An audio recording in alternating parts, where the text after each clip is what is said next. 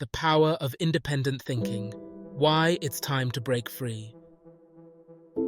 Around the world, countless groups and organizations, especially within religious circles, discourage their members from thinking for themselves.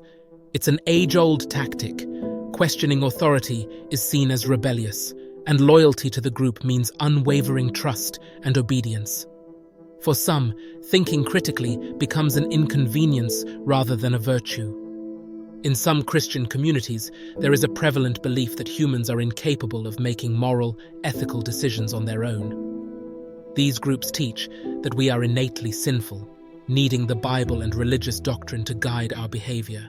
The message is clear: we are fundamentally flawed, and only strict adherence to Scripture can lead us toward goodness and ultimately God's approval.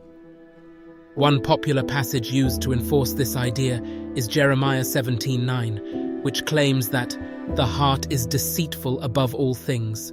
Who can understand it? But is this really true? Are we inherently incapable of goodness without external control? Understanding the human condition. Understanding the human condition. To understand why we often make selfish decisions, we need to explore our evolutionary history. Human beings, like all living organisms, have evolved primarily to survive and pass on their genes. This survival instinct influences our behavior in profound ways. Richard Dawkins, in his book, The Selfish Gene, explains that our genes drive evolutionary processes, often prioritizing their own survival. Even seemingly altruistic behaviors can be traced back to this drive. Take, for example, a mother bird risking her life to protect her young from predators. While this might seem like pure selflessness, it's ultimately about ensuring her offspring, and therefore her genes, survive. In the same way, many human behaviors, even when they seem selfish or irrational, stem from deep-rooted survival instincts rather than inherent wickedness.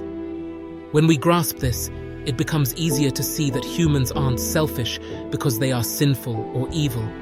Rather, we're influenced by biological factors that helped our ancestors survive. Evolution of religious ideas. The writer of Jeremiah, for example, had no concept of evolutionary biology, genetics, and very likely human psychology. They arrived at conclusions based on limited knowledge.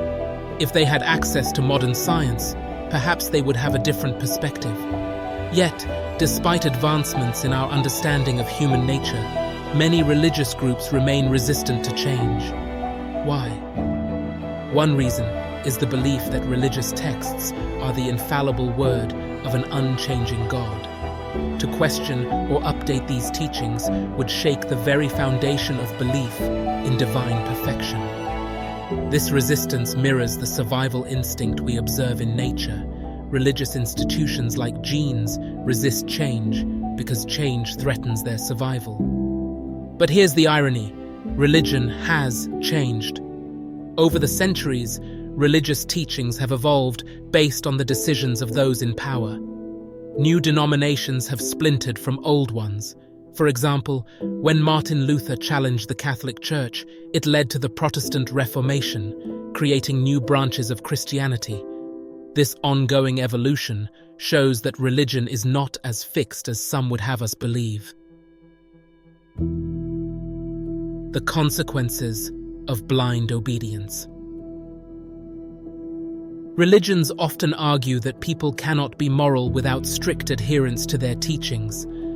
But this argument is rooted in the need for control rather than truth. What religious leaders are really saying is that people are not following the rules they've set, and therefore they are immoral. But morality is subjective and changes across cultures and times. For instance, while most people would agree that murder is wrong, there are exceptions in many religious texts where killing is justified because God commanded it. In those cases, it's not labeled murder. It's a divine mandate. This selective morality is a clear example of how religious groups shape ethics to suit their needs. Embracing the gift of critical thinking.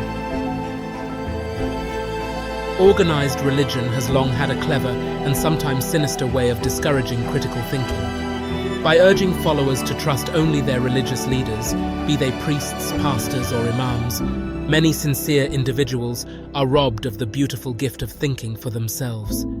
It's disheartening to see how many devout individuals willingly surrender their intellectual freedom. They are too eager to be called sheep who need a shepherd, instead of realizing that they are fully capable adults, able to navigate moral and ethical decisions on their own. Imagine being constantly told you cannot be trusted to think on your own, and then realizing that's not true. Stepping out of the echo chamber. We all have the tools to learn how to think critically and to discern when others are using logical fallacies, biases, or fear to manipulate us. However, many people are afraid to step out of their echo chambers. It's a comfortable space, listening only to ideas that reinforce what they already believe.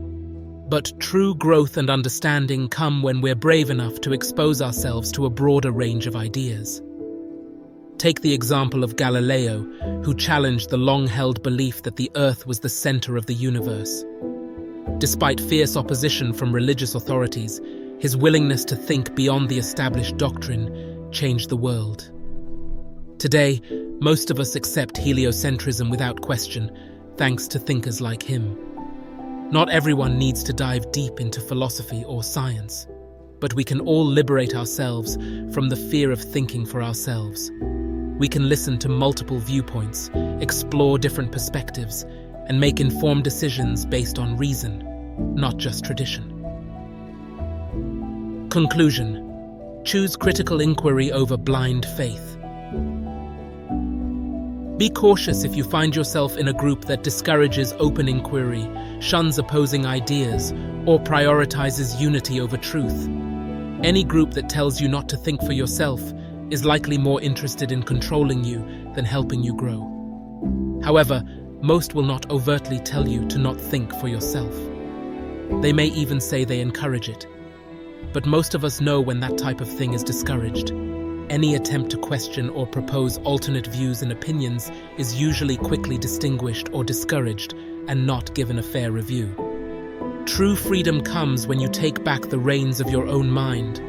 Don't let anyone, religious leader, institution, or otherwise, rob you of the opportunity to think critically, explore new ideas, and arrive at your own conclusions.